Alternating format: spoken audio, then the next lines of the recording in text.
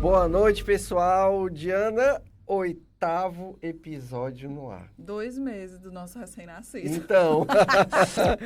Elaine, com todo respeito, tá, amiga? O recém-nascido é o programa.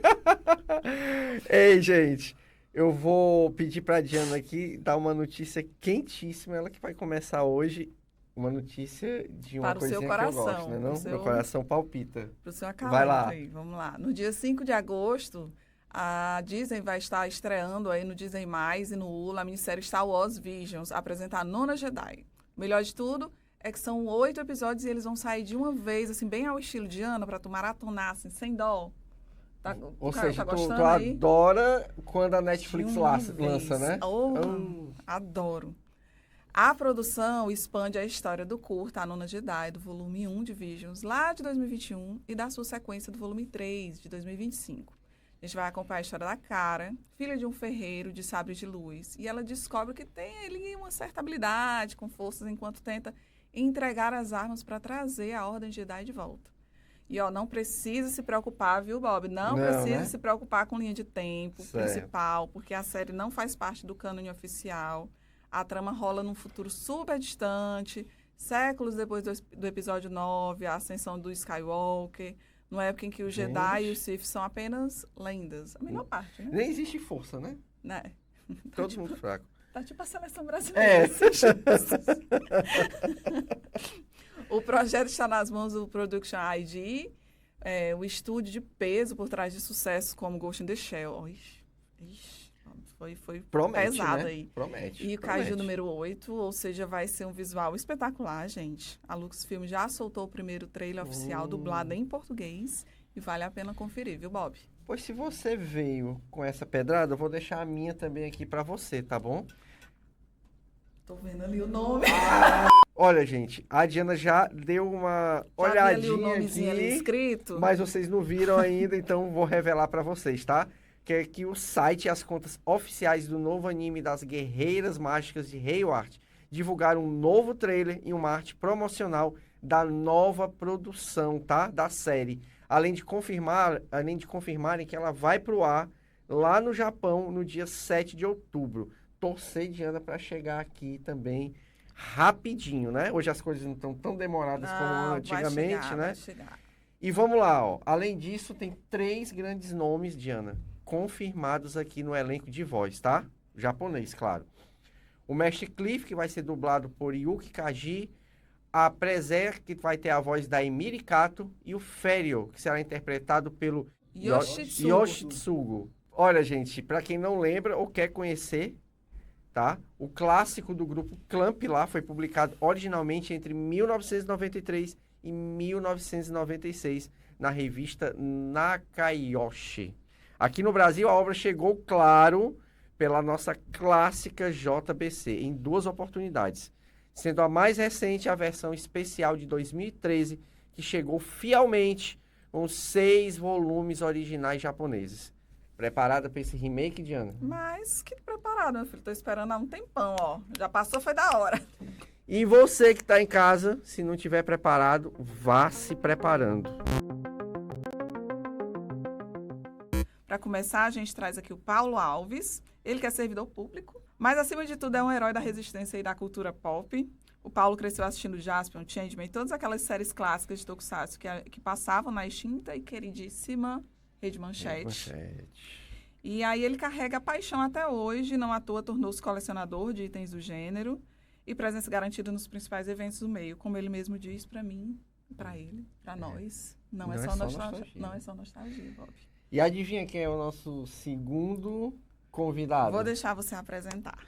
É o Júlio Cavalcante, tá? O Júlio é um dos fundadores do grupo Renshingatai, que já soma mais de 25 anos de estrada. Muita coisa, Muita né? coisa, muita coisa. 2001 aí, o início de tudo, né? A paixão dele pelo universo pop japonês também começou lá na infância, também na saudosa Manchete, né? Quem de nós nunca começou por lá, né? Nossa geração foi, eu acho que muito bem agraciada. Exatamente, exatamente. Né? Onde ele foi fisgado lá pelo quê? Pelo universo dos Tokusatsu. Hoje ele também atua ativamente na organização de eventos e na união dessa comunidade. Paulo e Júlio, muito obrigado por estar aqui no Como é Bom Ser Nerd. Bem-vindos. Boa noite, Diana, Roberto. É um prazer estar aqui mostrando como é bom ser nerd também. E a gente está aqui realmente com um público qualificado que gosta do que a gente gosta. A gente está aqui para passar um pouco desse amor que a gente sente pelas séries japonesas, especialmente do Tokusatsu. Boa noite, Diana. Boa noite, Bob. Quero agradecer aí pelo convite, certo? E estamos aqui para trocar uma ideia aqui com vocês e mostrar para o público como é bom ser nerd, né? Já que a gente estava falando aqui de nostalgia, gente, eu queria muito perguntar para vocês. Ó, gente, não sei se vocês notaram que o cenário hoje tem, assim, algumas peças bem especiais, né? Esses capacetes do Flashman e do Changeman, eles foram trazidos pelos rapazes aqui. Eles são autografados pelos atores, né, que interpretaram esses heróis, que marcou-se a infância de muita gente, inclusive a minha e a tu também, né, Bob? Com certeza. E aí, eu queria que vocês falassem um pouco desse primeiro contato, como é que foi conhecer esses heróis na Manchete, qual foi o estalo, assim, quando é que vocês viram que, não, eu quero assistir isso aí, quero continuar vendo, quero saber o que é que vai acontecer depois, como foi, assim, esse encontro? Sim, na minha geração, sou de 85, existia pouca opção de entretenimento infantil e eu acho que isso, por um lado, foi positivo para a gente, porque facilitou a gente ter uma conexão maior com as séries japonesas e a gente foi agraciado em poder presenciar as grandes séries que tiveram realmente um sucesso comercial e de público, que foi Jaspion e Changeman, que foram exibidos aqui no Brasil em 88. Eu já tinha ali 3 anos.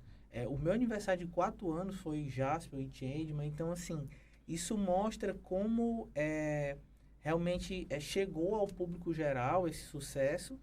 E a qualidade das séries, a gente às vezes até se pergunta, né, Júlio? Se não tivesse sido Jaspion ou Changeman, teria sido o mesmo sucesso ou não? Mas o fato é que é unanimidade que a qualidade dessas séries, a história, o enredo, realmente conectou muito o brasileiro. Jaspion, com referências a Star Wars, que foi mencionado aqui na abertura, além de ter muita conexão com o catolicismo, acho que tudo isso ajudou bastante ao brasileiro se identificar com aquilo. E a novidade do visual, tanto os coloridos de Super Sentai e de Changeman, como o Jaspion. Então isso, para mim, eu acredito que para uma geração inteira foi muito impactante e não tinha como se magnetizar com aquilo. E o sucesso e a qualidade das séries fez o resto caminhar por si só. Então, esse primeiro contato, para mim, realmente foi uma base muito forte para que eu pudesse depois passar a ser fã e consumir as demais séries que adentraram após essa porta ser aberta aqui no Brasil. Júlio, para ti foi o mesmo? Mesmo jeito, acho que eu tava lá com o Paulo. Esse sentimento de irmandade entre os fãs de Tokusatsu e hoje também de outros gêneros de série japonesa é muito forte por conta dessa conexão. A gente saber que naquela época estava todo mundo parado naquele horário, consumindo o mesmo produto, se emocionando e curtindo o mesmo produto. Isso é muito, dá essa conexão quase que espontânea, né? E natural entre a gente. Imagina se naquela época ali, final dos anos 80, né? Comecinho dos anos 90, existisse o WhatsApp, que hoje em dia tudo que você está assistindo, você está comentando com alguém aqui, né? Imagina a rede que não existiria, né? Porque na época não tinha, né? Tecnologia, então o que se tinha de informação era a TV. Eu me lembro muito bem que meus pais, eles trabalhavam, só chegavam à noite. E aí eu fui criado pela avó, sou menino de vó. E enquanto ela fazia os afazeres, né, de casa, e aí eu ficava assistindo TV. E aí foi onde eu zapeando os canais, eu me lembro muito bem, e aí foi onde eu tive o primeiro contato com o Jaspion. Aí desde então, assim. não parei mais. Eu acho que tem aquela coisa do você falou assim, parece que estava assistindo junto. O pior é que a gente tem mesmo essa sensação, porque eu lembro especificamente, assim, que nem todo mundo tinha uma TV. Assim, quando eu era bem pequena, nem todo mundo tinha uma TV colorida, Sim. grande, assim, para Era em assistir. preto e branco. É. E aí, eu lembro do vizinho colocando, tipo, uma espécie de garagem que ele tinha, colocava a TV na hora do Jaspion, do lado de fora ali naquela garagem, para que todo mundo da rua pudesse sentar e E assistir. assistir. É. E assim, Tinha eu era isso muito mesmo. pequena, apesar de eu não lembrar do todo, eu tenho essa lembrança muito forte de todo mundo reunido, parecia a Copa do Mundo, né? Todo mundo reunido para assistir. Eu tenho muito de lanchar, de jantar, de ter refeição junto com os coleguinhas do condomínio. Realmente tinha assim, essa interação de fato, não só no geral, né? Que a gente sabia quando chegava no colégio, que a gente comentava, ou com os priminhos, que estava todo mundo curtindo. As brincadeiras. As também. brincadeiras, fantasias, mas de fato também naquele hall mais restrito, a gente curtia junto também, com certeza. E Gente, quais foram, só Tá. para eu concluir assim, qual foi o primeiro, assim, de vocês? O primeiro Tokusatsu? Tokusatsu. Isso. Primeiro, Tokusatsu. A gente fala muito em Jaspion, porque o Jaspion, ele, por ser um Metal Hero, que é aquele herói solo, aquele no estilo policial, espacial, ele passou a ser aquela figura, aquele representante Uhum. dentro do gênero. Mas, na verdade, Changeman e Jaspion passavam ali um colado do outro, e o sucesso de Changeman era tão grande quanto o de Jaspion. Eu, particularmente, gosto mais de Changeman do que de Jaspion. Talvez na época nem tanto, mas hoje eu também. ele... Pois é.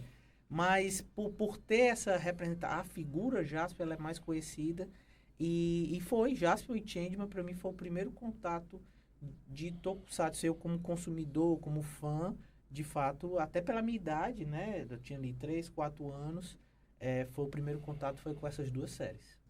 Eu também, eu tenho memórias muito, assim, frescas ainda do Jaspion, de episódios, né? Já de Changeman, não tenho, porque eu assistia às 18 horas, e às 18 horas tinha as novelas que a minha avó costumava assistir, e era onde... Tinha concorrência do a horário. concorrência era grande, e aí era onde eu saía com os amigos, ia pro vizinho, aí assistia lá da janela da casa dele os Flashman, os Changeman, que passavam logo na sequência, mas as memórias que eu tenho mais recentes, assim, né, digamos, ativas, é do Jaspion, assim, na minha infância. Agora tem uma coisa curiosa, né? Hoje em dia, a internet proporciona aí você caçar conteúdo muito facilmente, né? Naquela época, eu lembro que a Manchete, ela comprava as séries em blocos de episódios, né? Então, você começava a assistir, aí tinha do episódio 1 ao 15, aí quando chegava nesse episódio, voltava lá pro começo para passar tudo de novo, e você ficava naquela coisa, meu Deus, quando é que... E você assistia não, mas não tudo de terminou. novo, sim, É. porque Eu você assisti gostava. como se fosse a primeira vez E que era eu bom do estivesse mesmo assistindo. jeito. E assim, você não tinha mais informações sobre aquilo dali. Hoje qualquer filme ou qualquer série que você for assistir, você já tem, né, tudo mastigado ali. Como é que era essa coisa? Primeiro, como é que era essa ansiedade de ficar ali esperando saber quando é que vinha um episódio Qual novo, é a né? sensação? Eu sei qual é a sensação, mas eu preciso ouvir de vocês. Qual é a sensação de ser fã nos anos 80 e 90, que tem toda essa dificuldade, tem todo um sentimento diferente do que é hoje. Eu vejo um lado positivo nisso daí também, até pelo engajamento. A gente não tinha esse estilo de séries episódica, estilo novela, como mencionou aqui o Júlio, que já era sucesso aqui no Brasil porque era uma história a ser contada, uma história que crescia, uma história que tinha uma evolução. As séries Tokusatsu, elas nos deram a oportunidade de ver um início, um crescimento, embora tivesse o perfil do monstro da vez, mas os personagens tinham arcos que iam se construindo, né? Então, isso foi positivo, a gente ter essa paciência, a gente ter essa construção, e o fato de ter esses blocos, que às vezes não eram nem comprados, eu acho que talvez iniciou mais com permuta de exibição de propaganda ali da Everest, enfim, isso facilitava a gente a perder alguma sequência, a gente ter a oportunidade de esgotar aquele bloco, Óbvio que tinha momentos que a gente já tava realmente Tinha já episódios muito que quando eu ansioso. ligava a TV, só era isso. Meu Deus. Não por não curtir, como foi dito aqui. A gente continuava curtindo. Continuava curtindo. Até porque não tinha a repetição. Assim, gravar em VHS era muito difícil. Sim. Alugar, talvez, enfim. Mas, assim, curtir de novo, ver os detalhes, tudo isso ajudou a essa série realmente trazer... Essas séries se conectarem cada vez mais com a gente, os personagens também. Mas é isso, tem um lado positivo. Confesso que foi exaustivamente reprisado. Teve essa questão da ansiedade, mas assim, vamos lá. É uma geração Ela que foi driblada, né? ninguém pode dizer que não trabalhou a paciência. Não mesmo. Então, vamos ver pelo lado positivo. Isso foi muito bom para sedimentar, para conectar e dentre outras coisas. Foi, o Paulo, ele disse muito bem. As reprises ajudaram muito nessa questão, né? De difundir, a gente se identificar com o personagem. Perder um episódio? Aí não, vai reprisar, então eu já acompanho todos os episódios. Tipo, eu não peguei o Jasper no primeiro episódio.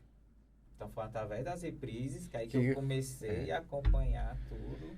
Eu também não peguei da primeira, não. Acho que eu peguei já, assim, tipo, 5º episódio já. Sim. Aí... Eu acho que eu já peguei reprise, eu não peguei a primeira exibição, Não, também não peguei a primeira exibição, não.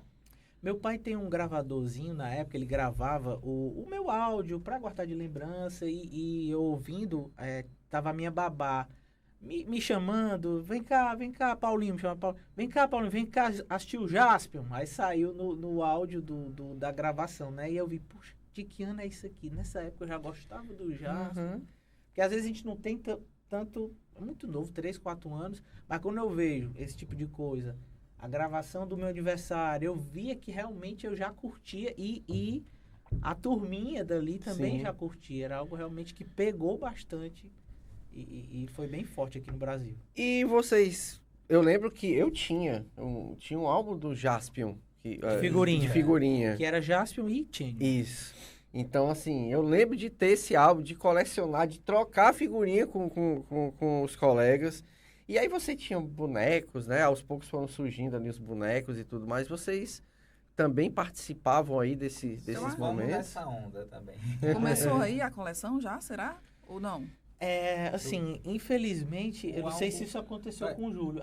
Eu perdi muita coisa da época. Muita coisa do que eu consumi. Pela idade, Pela né? Pelo idade, espaçamento aí. Mas quando a gente tem a oportunidade de readquirir ou de ter um contato mínimo que seja com esses produtos, a gente volta no tempo e isso que me fez ser hoje um colecionador de tokusatsu. Eu procuro pegar itens que realmente conversam comigo daquela criança daquela época, que me transportam para aquela época. O álbum, eu tenho o álbum realmente.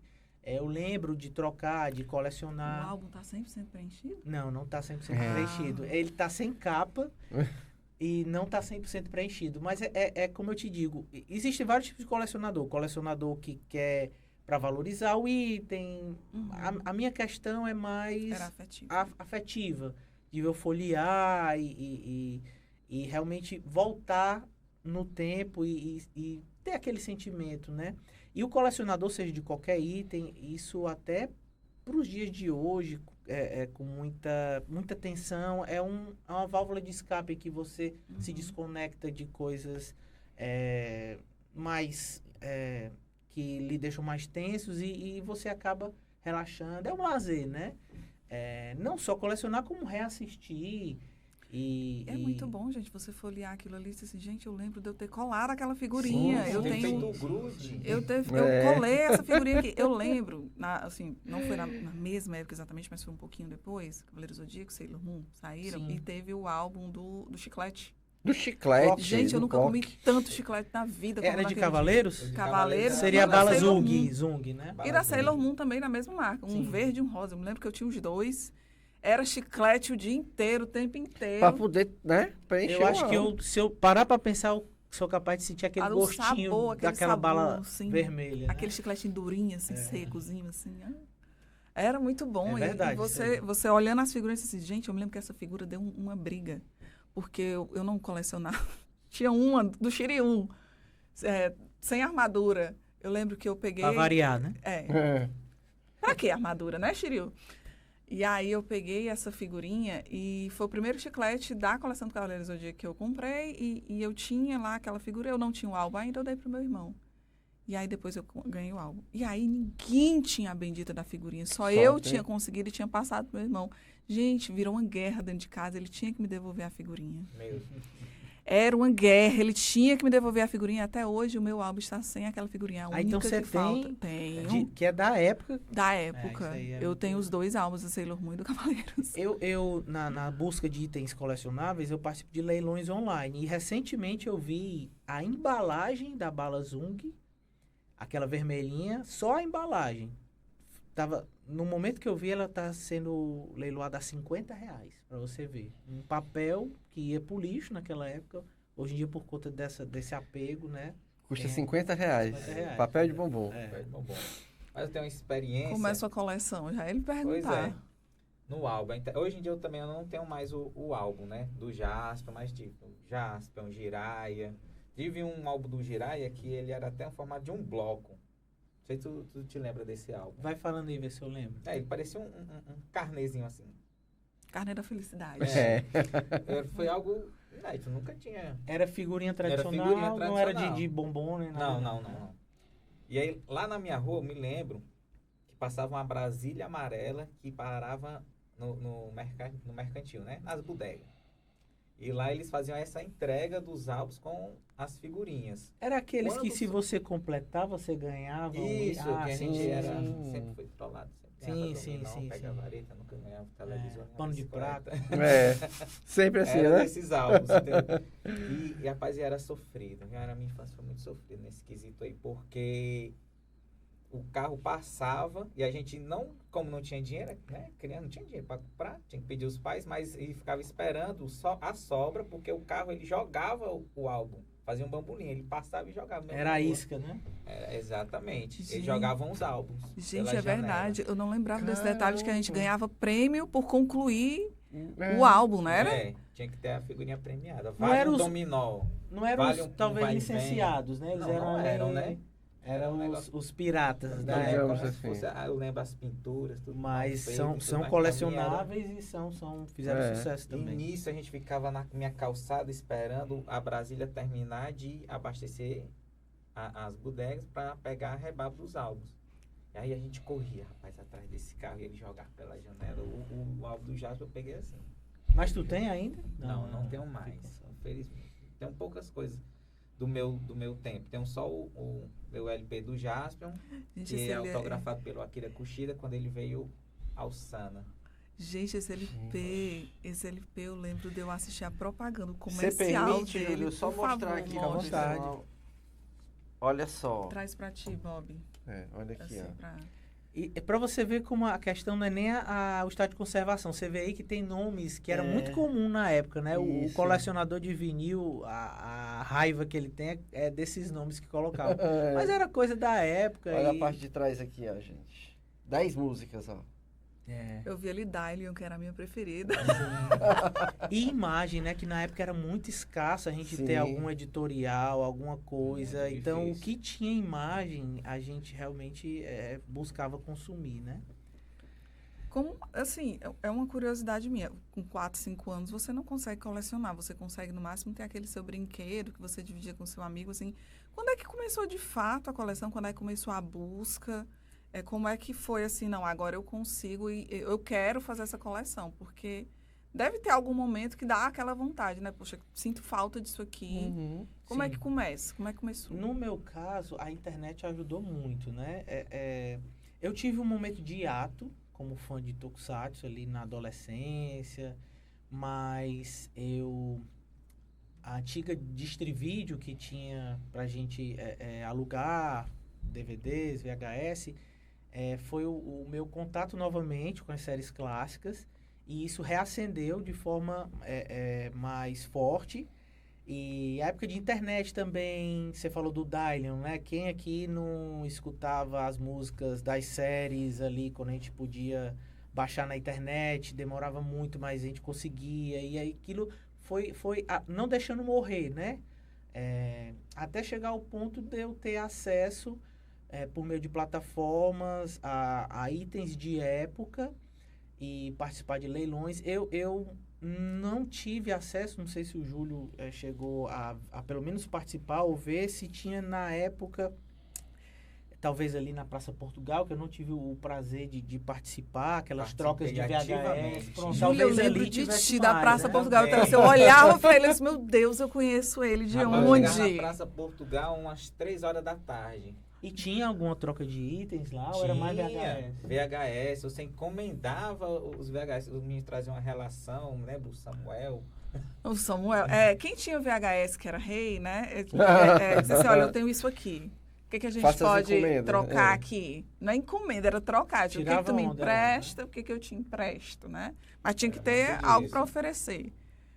E aí agora eu sei de onde eu conheço o Júlio. Eu disse, Claro. gente, eu conheço esse rapaz pessoalmente. De onde? Tem muitos primórdios registros da Praça Portugal. eu vendo assim a turma. Hoje eu faço parte do staff tanto do Renshingatai, que é o nosso grupo, foi dito aqui a resistência dos fãs dessas séries, que também participam de eventos, mas também como staff do Sana, como foi citado aqui. Eu, como membro mais novo do staff, eu vejo as fotos dos meninos e vejo realmente como Era muito legal. como era bacana. Foi algo que passou. Por exemplo, eu não vi os cantores clássicos que vieram aqui para Fortaleza. Rapaz, Foi uma época, realmente, foi o quê? 2009, Júlio? Ali? 2007? Eu fui no aeroporto eu pegar. também. Pois é, eu não tive Eu tenho foto com aquele curtida no Pois é. aeroporto, recepção dele. Foi algo que eu perdi, realmente passou, eu tava naquele limbo. E como eu disse, a internet, a vida adulta talvez um pouco mais estabilizada, mas ainda com aquela coisa no coração, eu tive a oportunidade de viajar para São Paulo, onde o mercado lá de bem Tokusatsu grande. bem Bem praticamente de forte. tudo Sim. lá é bem mais forte o tamanho que é São Paulo. Então vai ter mercado para tudo lá. Então fui num evento lá e trouxeram o primeiro personagem de Changeman para o Brasil, que foi a Mai Oishi, que é a Change Fênix. E assim, conhecer também uma das protagonistas de Jaspion, que é a Anri, a Android Anri, também estava lá. Então, assim, ter esse contato com esses atores ainda vivos, ainda com saúde, para vir ao Brasil, algo foi realmente muito forte para mim, que, assim, é algo indescritível, que o que eu não pude ter com os cantores clássicos, quando vieram aqui para Fortaleza, eu tive essa oportunidade de ter com os atores, né? Em São Paulo. Em São Paulo, não aqui em Fortaleza. Júlio, como é que surgiu? Tu falaste muito do grupo, né? Do Renshingatai, ele agora falou também. Como é que surgiu? Porque são 25 anos de grupo, São gente. 25 anos. Então, assim, como é que surgiu? Como é que essa galera foi chegando? Como é que São são as quant- atividades, né, do grupo quantas hoje? pessoas são? Tem história. Vou tentar resumir um pouco, mas tudo começou na Praça Portugal. A gente Gente. trocando fita. Gente, né? peraí, deixa eu só fazer um parêntese aqui, pra quem não sabe. Quando a gente era aborrecente, né, da nossa Há geração, muito tempo há atrás. muito tempo Bem atrás, antes dos emos habitarem a Praça Portugal. a Praça Portugal virou um ponto de encontro de otaku, de fã de tokusatsu, de fã de games. E assim, a gente não tinha muito acesso a esse tipo de material. Né? A gente era muito difícil você conseguir um anime para ver, você conseguir um tokusatsu para ver. Então, assim, quem tinha ia para lá. E lá a gente trocava uma figurinha, entendeu? Sobre esse material. Emprestava, recebia emprestado de outras pessoas e fizemos muitos amigos ali. E foi uma galera que meio que tá junto até hoje. E eu olhava aqui pro Júlio, eu disse, meu Deus, eu conheço o Júlio de algum canto e eu não sei de onde é. E aí ele falou na Praça Portugal, gente, é sempre a Praça Portugal. Se você foi otaku, se você foi nerd de Fortaleza, você passou pela Praça Aí Portugal. Tem que ter passado pela praça. Eu acho que eu sou o mel Nutella nesse Não, aspecto, que é isso. né? Mas você sabia que ela existia. Mas sabia Sim, da sim, existência. sim. Você Então, não passou sabia. batido. Gente, eu saía da prova do colégio, todo sábado eu fazia prova, todo E aí tu sábado. já é direto pra lá. Eu pegava o ônibus, era eu e meu primo, a gente estava no mesmo colégio, como a casa dele era mais próxima do colégio, a gente passava na casa dele, almoçava. E o rumo era a Praça Portugal, e a gente passava a tarde, às vezes à noite, nesta Praça Portugal. Quando saía de lá, ia para casa de algum dos amigos da Na minha Praça rua- Na minha Portugal. rua também saiu o comboio, ia pra Parada de onde pegava o Conjunto Ceará Aldeota Lá Morava nasceu Sana, lá nasceu Pérola, lá nasceu Renxingatai. Renxingatai. Agora conte a Agora história conte do a história, Renxingatai é. pra gente. Conheci lá os meninos aos poucos, né? Fui conhecendo o Henrique, o Chagas e tudo. E conheci os meninos no Orkut do Sana, da sala Tokusatsu do Sana. Nos comentários, tudo isso eu já conhecia na época o Marcos, conheci o Rafael, que era na época os que coordenavam ali a sala temática Tokusatsu do Sana. E nos comentários, né, que a gente sempre deixava ali nas postagens ali do Orkut, a gente foi interagindo com os outros perfis, né? E aí foi onde eu conheci o Diego Pontes, que também é um dos criadores. Uhum. A ideia, inclusive, foi dele, ele não pôde estar aqui porque ele está dando aula ainda. Mas A ideia de criar o de Renxingatai. criar Renxingatai foi do Diego Pontes. E aí a gente começou a unificar isso, fortaleceu lá na praça, os encontros na Praça Portugal aos sábados, nos eventos, e aí onde a gente se reunia, trocava ideias, trocava fitas, aí depois foi para CD, depois foi para o DVD. E por que Renxingatai? Por que o Renxingatai? A gente... Renshin era a transformação, Renshin né? é Que eu já referência peguei. à transformação Sim. dos Kamen Rider, e Gatai era uma referência ao Super Sentai, que é uma das franquias que eu mais gosto, né? Pra quem não conhece o Super Sentai hoje, é o mais próximo dos Power Rangers. É. Gatai O a Gatai união, é a união. que é muito comum quando os robôs gigantes das séries Uhum. Vão se unir, né? Pra formar o robô, e derrotar E o foi uma monstro. união de amigos, né? E Então, que na verdade foi isso.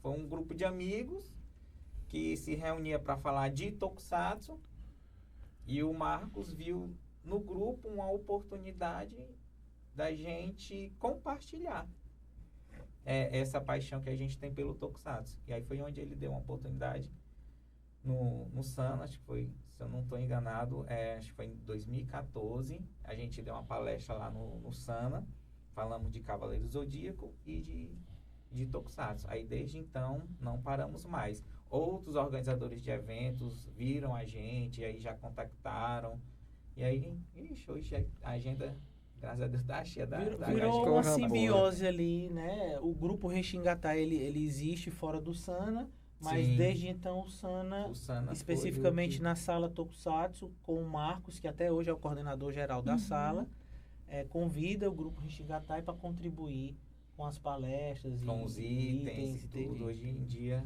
praticamente, acho que 90%, né, da organização da sala Tokusatsu do Sana é composta pelos membros da Renxingatai. E como é que foi essa coisa, como é que foi essa coisa dos itens, né? De ir adquirindo, como é que é esse processo?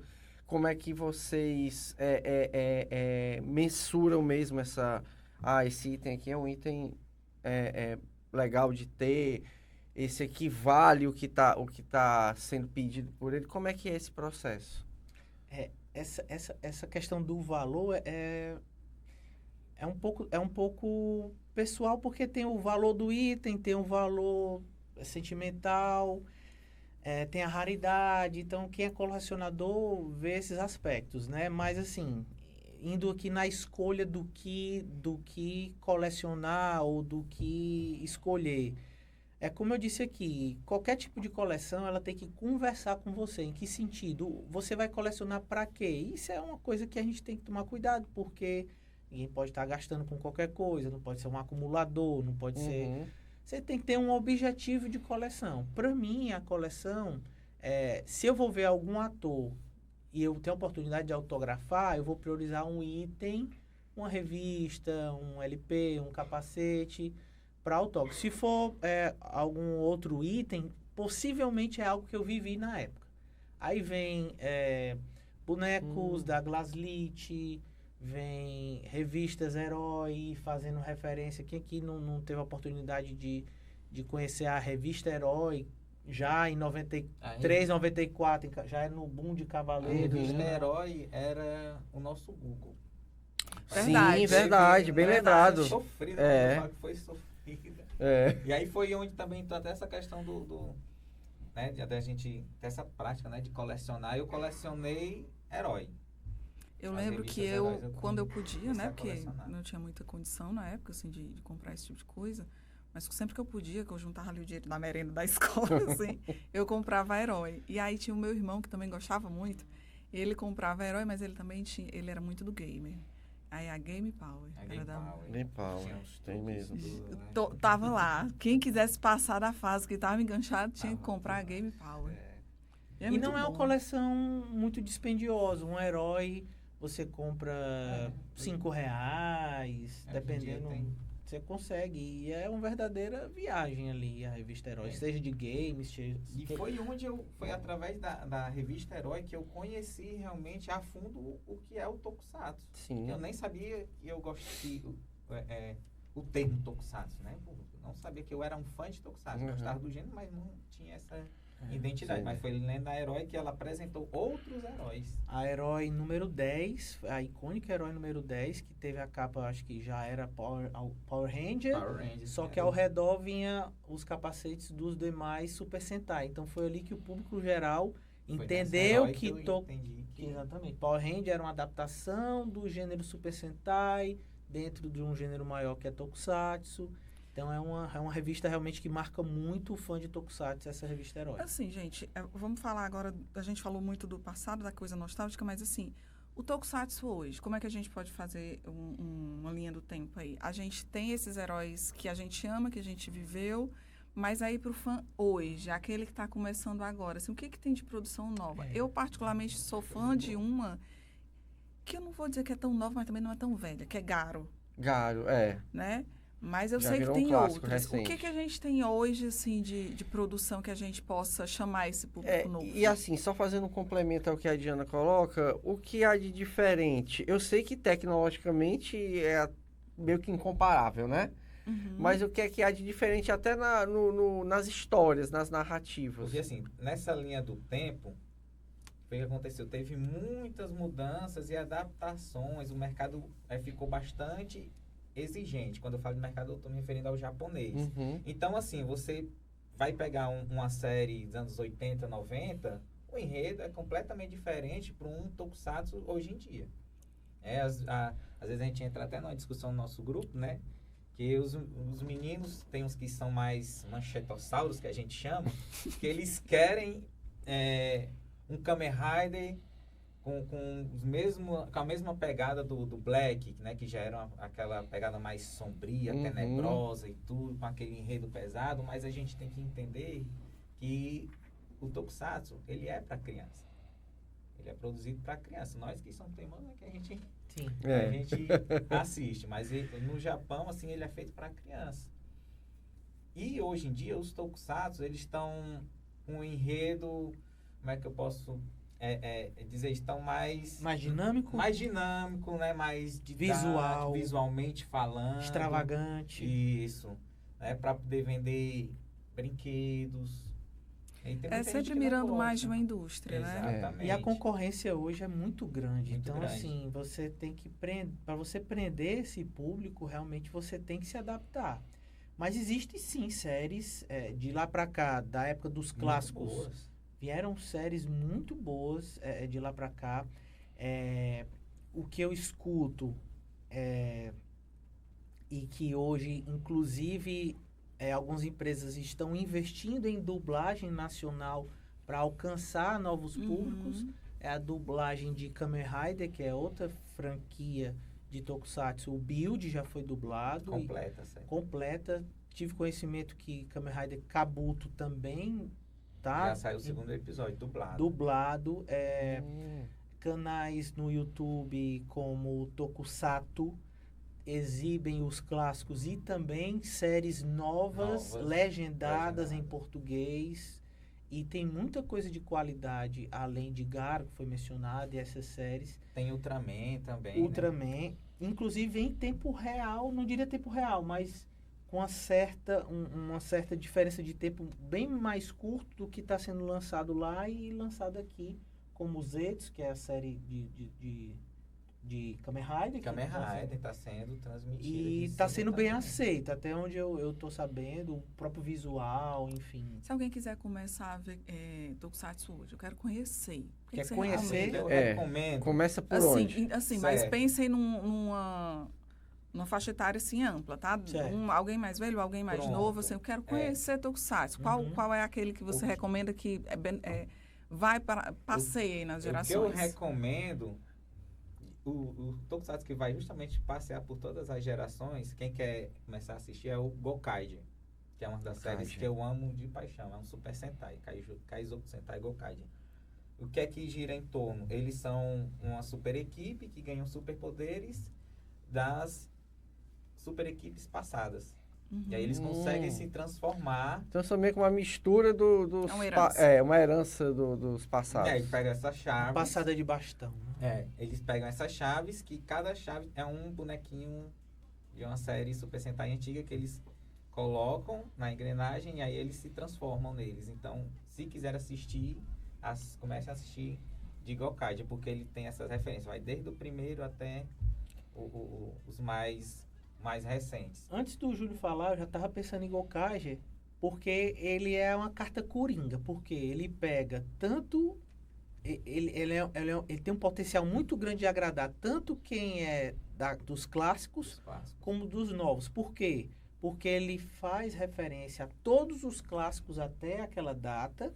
Ele tá com o visual adaptado, ele não tem aquela coisa datada da época dos tokusatsu antigos por conta dos efeitos especiais da época, então ele já está atualizado nesse sentido. Ele traz uma temática pirata que bebeu muito da fonte de One Piece, que hoje é sucesso mundial, então tem também esse elemento a mais que certamente quem gostou de One Piece vai sentir uma diferença. A dinâmica de luta entre eles, a coreografia é fantástica. Eles têm espada e aquela arma de pirata. Então, eles trocam essas entre eles. Parece uma coisa meio absurda, mas fica bem orgânica, é bem bonito. Forma que eles fazem. E o único ponto negativo, e aí talvez venha muito a questão nostálgica, é a parte do robô gigante é muito em computação gráfica. Esse é o calcanhar de Aquiles das novas séries. Pra gente que é... Eu gosto mais de ver o brinquedinho sendo montado. É a maquete. Tudo na maquete eu sou já... Não sou muito a mas favor talvez da seja computação um gráfica, gosto pessoal. Mas no restante, Gokaiger eu concordo com o Júlio. É algo que... Inclusive o ator já veio ao Brasil. Veio. E eu tenho um capacete do Gokaiger de autografado por ele. Só não trouxe. Gokaiger. Porque não dá, né, gente? É. Pra trazer todos os capacetes. Não, Então, tá bem não ia representado aqui. Tem que botar uma outra coluna aqui de... Isso mostra um sintoma de que realmente Gokaiger foi um sucesso de público, não tanto no Brasil, mas assim, de crítica. Porque foi o primeiro o primeiro Red, que é o líder dos Super Sentais, a virem para o Brasil.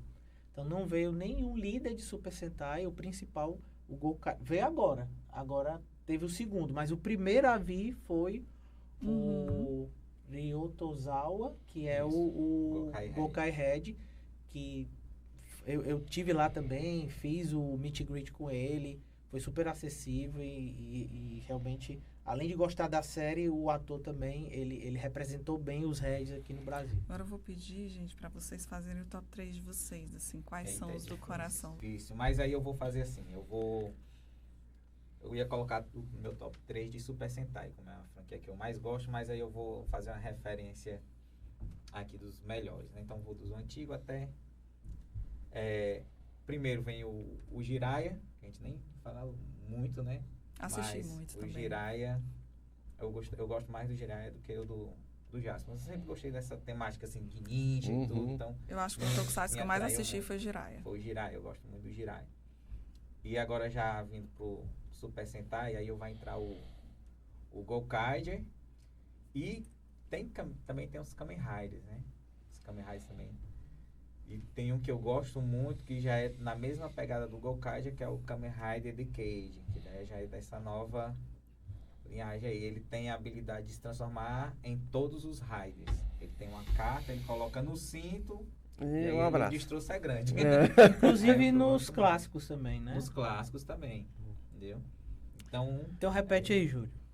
Vamos lá, Jiraiya, o Gokaiger e Kamen Rider Decade. Fica aí a dica aí pra vocês, tá?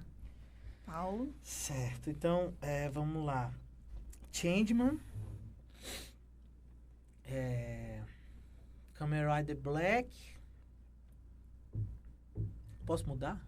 Pode. Pode. Não, Jiraiya realmente é um sacrilégio a gente não mencionar aqui. E foi o ator que veio pra Fortaleza. Uhum. A gente realmente agradece demais ao Esse- Sana ter realmente esse trazido momento. esse ator pra cá, que até hoje vem ao Brasil todo ano e ele é fantástico. Então eu acho que eu vou botar Changeman, Jiraiya e Jaspion. Vou botar. Diana, Os o seu clássicos. top 3. Quero ouvir. Jiraiya, Patrine. Aí, E eu fico assim do Jaspion, até. Porque assim, tem um apego, mas eu acho que Giban, gente. Giban eu chorei horrores. Tem essa cena da morte que foi muito marcante, eu não posso deixar fora. E Giban tinha uma relação muito próxima com aquela menininha, né? E acho que pro Uhum. público feminino trazia talvez uma ligação do herói com a atriz, com a personagem, que talvez possa ter facilitado esse vínculo com o personagem, né? Vou dar meu top 3, né? Diga. Jaspion, porque foi o primeiro que eu assisti mesmo, né? Então não tem pra onde correr.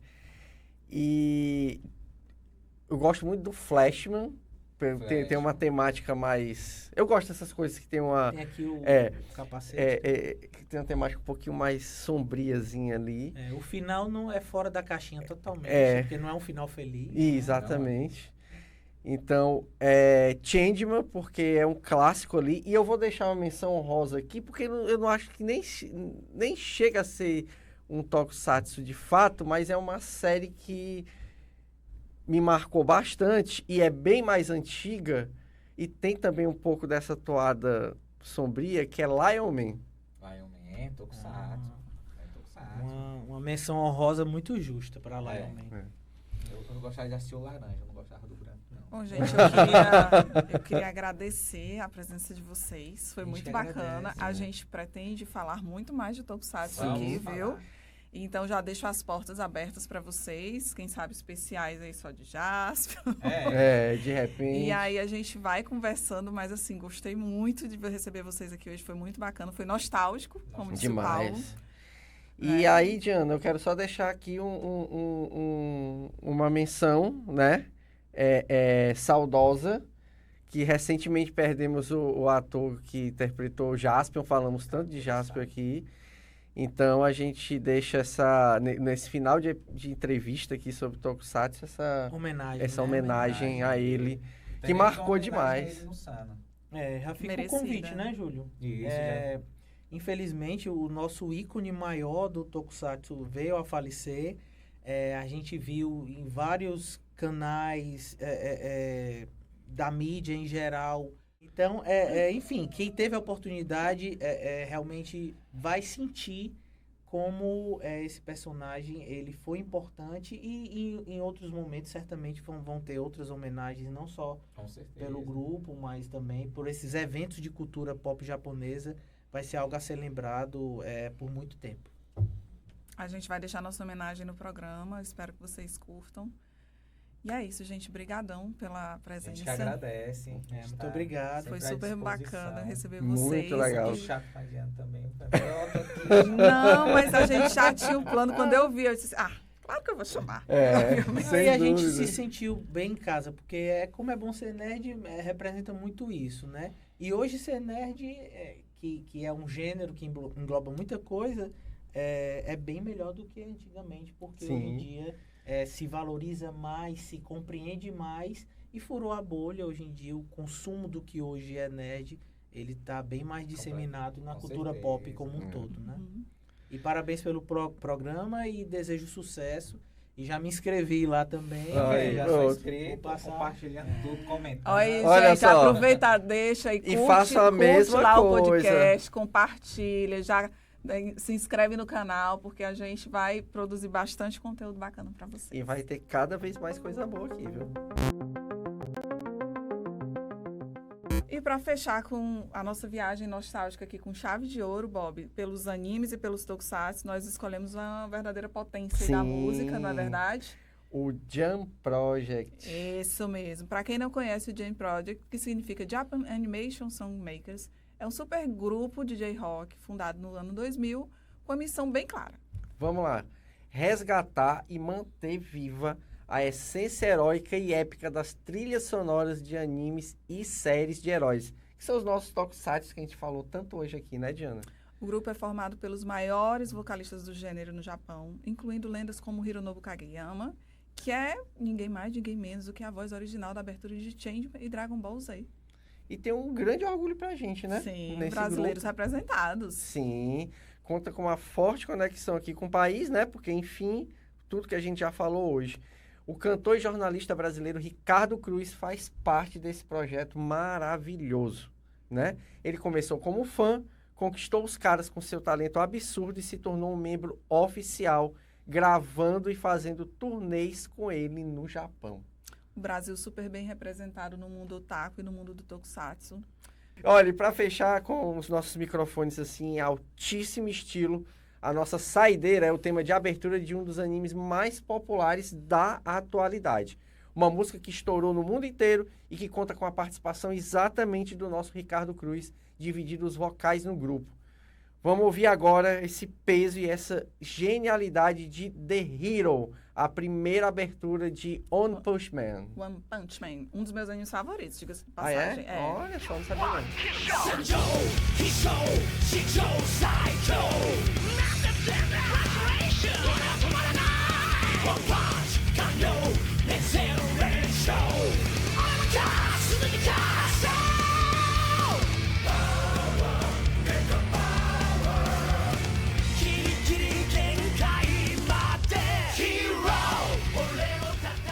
Bom, você ouviu aí, né? A música é um heavy metal extremamente veloz, enérgico, composto para traduzir a frustração e a força avassaladora aí do protagonista Saitama. O grande diferencial dessa gravação é, claro, ela traz arranjos de metais pesados, umas misturas de guitarras bem viscerais. Mas, gente, o papo estava bom, a música estava boa, mas é hora de fechar aqui nosso galpãozinho com as nossas recomendações do dia. Vamos dar nossas recomendações. Bob Milk, quer começar a sua recomendação? Eu vou puxar aqui, eu não trouxe hoje, né? Hoje eu não saí um pouquinho apressado e não trouxe o meu seu mangazinho dentro e do tudo. saquinho, É, que aquela ele coisa tira, bonitinha. abre página por página só assim, a 45 graus. Tem que preservar, né, gente? Tem que cuidar do bichinho, bonitinho. Mas aí eu trouxe aqui a minha colazinha, porque é importante, vou deixar até aqui, ó, apoiado, para não errar nenhum detalhe, Arrocha tá? essa cola. A gente sabe que tem muito tokusatsu que também é mangá. Sim. Ou mangás que viraram tokusatsu, tá? E aqui eu vou trazer a dica de uma franquia clássica, que é a franquia dos Ultras, né? Do Ultraman, que existe aí desde 1900 bolinha, tá? E aí, ele tem raiz exatamente nos quadrinhos, tá? O autor Daiji Kazumine, tá? Ele desenhou e adaptou diversas produções do Tsuburaya Production, lá de mangás dos anos 1970. Então, você encontra mangá do Ultraman. Então, a minha recomendação de hoje é exatamente isso. Mangás do Ultraman. Vai dar uma procuradazinha na internet, não é difícil de achar, as principais editoras aí. E também nos sites mesmo de livrarias é possível encontrar, lá desde séries de origem até aventuras mais atuais do Ultraman. É a minha dica. Eu também vou de Tokusatsu. Manda. Eu recomendo Kamen Rider, o pioneiro aí de Shotaro Ishinomori. Muitos fãs acham que o primeiro Kamen Rider de 71 nasceu na TV, mas a verdade é muito melhor do que isso. O lendário mangaka Shotaro Ishinomori desenvolveu o projeto do herói Gafanhoto simultaneamente como mangá e como série de TV. Ele desenhava as páginas ao mesmo tempo em que ajudava a Toei Company a produzir os roteiros e o visual do live action. O mangá original clássico, que inclusive foi publicado no Brasil recentemente, é bem mais sombrio do que a série da TV na época, puxando muito pro lado ali do terror, do drama psicológico e do herói ciborgue. Detalhe, né, Diana? Rapidinho, antes de você terminar.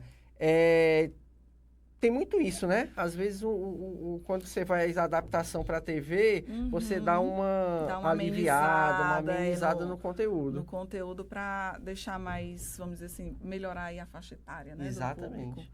Mas a leitura do Kamen Rider vale muito a pena, até para conhecer esse outro lado. Se você não conhece, tá recomendadíssimo. Gente, foi incrível estar com vocês hoje de novo.